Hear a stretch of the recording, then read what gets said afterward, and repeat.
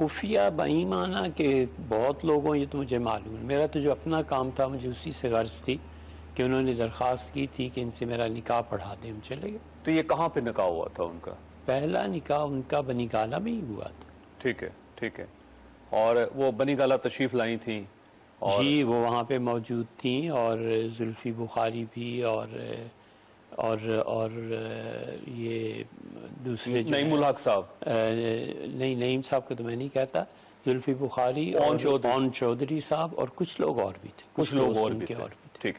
اور یہ پہلا نکاح ہوا تھا. اور اس کے بعد جب دوبارہ میرا خیال ہے 8 جنوری کو دوبارہ پھر ان کا دوسرا نکاح ہوا، تو وہ نکاح ہوا تھا یا صرف تقریب ہوئی؟ وہ نہیں، وہ میرا خیال ہے صرف تقریب ہی تھی ان کی، اور اس تقریب میں بھی میں گیا تھا. آپ گئے تھے؟ جی مجھے یاد تو ایسے ہی پڑتا. اچھا، جب یہ دوسرا نکاح ہوا تو آپ سے کس نے رابطہ کیا تھا کہ آپ آئیں اور عمران خان صاحب نکاح کرنا چاہتے ہیں؟ ریحام کے بارے میں؟ نہیں، بشرا بی بی.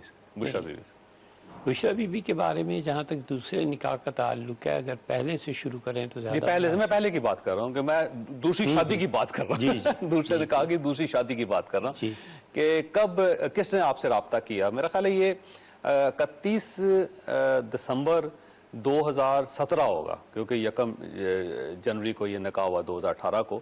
تو آپ سے کس نے رابطہ کیا ہے کہ عمران خان صاحب کا نکاح ہے تو آپ نے جانا ہے اس میں؟ اون چودھری صاحب نے رابطہ کیا تھا اور انہوں نے خان صاحب کا میسیج دیا تھا.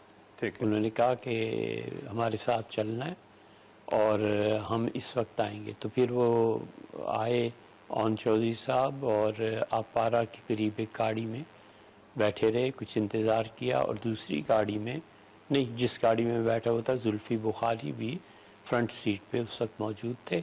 اور 2-4 جملے ایک دوسرے سے تعارف. اس دن پہلی مرتبہ ہی غالباً میں نے انہیں دیکھا تھا. زلفی بخاری کو؟ جی ہاں، غالباً پہلی مرتبہ ہی دیکھا ہوگا یا دوسری مرتبہ، لیکن بہرحال مجھے یاد نہیں. یہ تو ایک بیچ کی بات آ گئی. لیکن میں اور زلفی بخاری بیٹھے رہے. پھر گاڑی آئی تھی خان صاحب کی تو زلفی اس میں چلے گئے اور پھر اس سے اسی طرح پھر لاہور جانا.